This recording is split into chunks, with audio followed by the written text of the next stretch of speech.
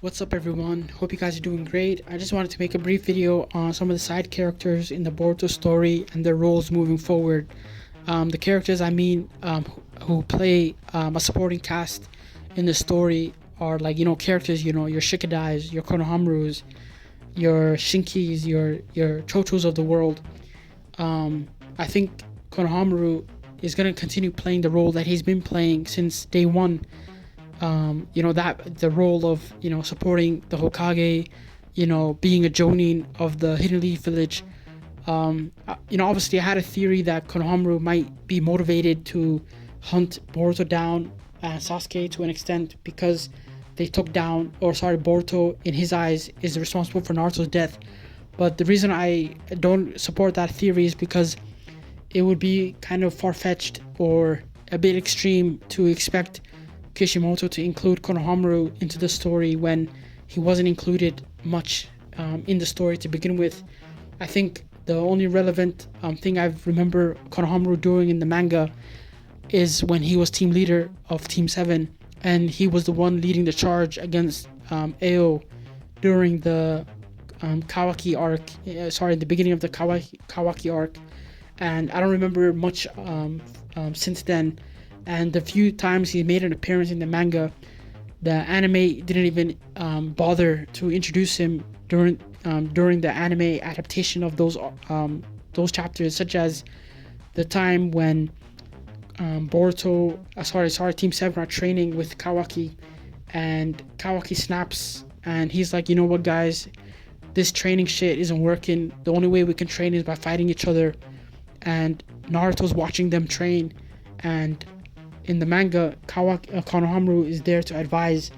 He's standing with Naruto, watching the proceedings.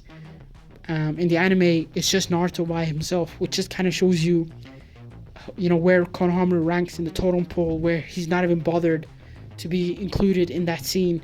Telling Naruto, hey, should we intervene? And Naruto saying, nah, let them handle it.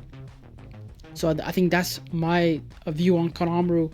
But a character I really want to focus on is two characters actually, and that's Mitsuki and Shikidai, where I believe these two are going to have a huge role in unraveling this jutsu of Ada's omnipotence, and this wish that Kawaki's wish that was granted, and how in their eyes, in their memories, they believe Kawaki is the best friend that they had.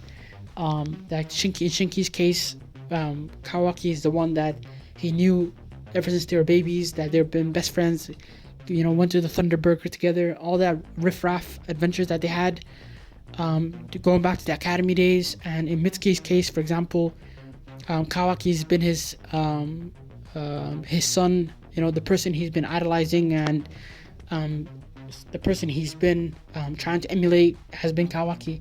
And I think those two are going to be the key to unravel Kawaki's that there's something wrong here. And the reason I say that is because those two are presented as one of the smartest characters in the next gen, amongst the next gen characters. Shikadai being the son of Shikamaru, somebody that's very logical, somebody very rational, somebody that's able to take his emotions out of a scenario. And obviously we know that there's been moments where Shikadai has been a little bit hot in the head and a little bit of a temper, but most times he's presented as somebody that's very calm and somebody that's very observant, like he did with Kashin Koji. When Kashin Koji came to the Hidden Leaf, it was Team 10 that was giving chase to Kashin Koji. And another character is Mitsuki, where Mitsuki was with Boruto, in this new timeline, he was with Kawaki since day one. And because Mitsuki is a clone, or somebody created in a lab, he doesn't really have a lot of opinions himself to offer to others. But one thing that Mitsuki does do is he's very observant, so he observes people. And so all of a sudden, when you have Boruto and Kawaki being switched places, and Kawaki amongst the next gen characters is the one that was sociable, friendly, went to the Thunder Burger with everybody, they went to the academy together and all the adventures. And now you have in real time Kawaki, who is antisocial, somebody that's very distant, very closely guards his opinions. He doesn't really let you in what he's actually doing. He's very standoffish.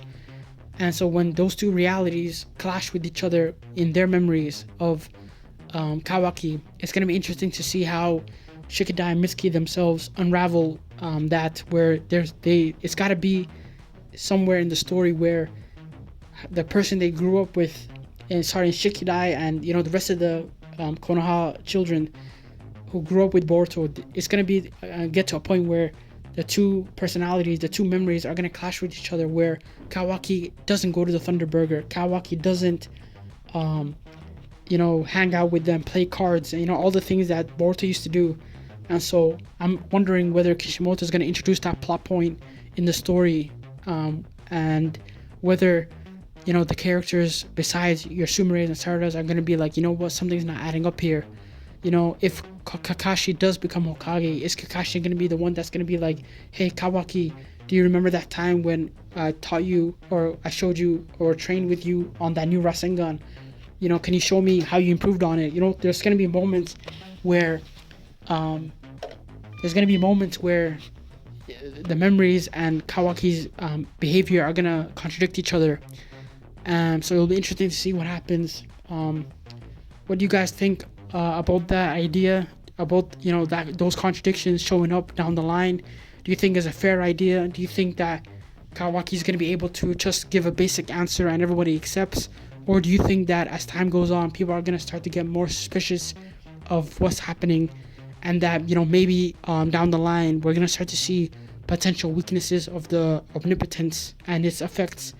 Because I know that at the end of chapter 80, Momoshiki says that this jutsu is irreversible. But it'll be interesting to see what happens. Would love to hear what you guys think. Please share your thoughts and opinions. Leave a like and subscribe, and enjoy the rest of your day.